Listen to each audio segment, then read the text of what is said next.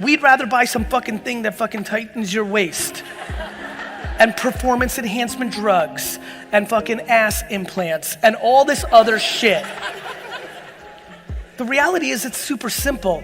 If for some way, through a joke or an analogy or a conversation here today or an answer to a question, I can get you to start the process of genuinely being able to handle judgment because you finally are exhausted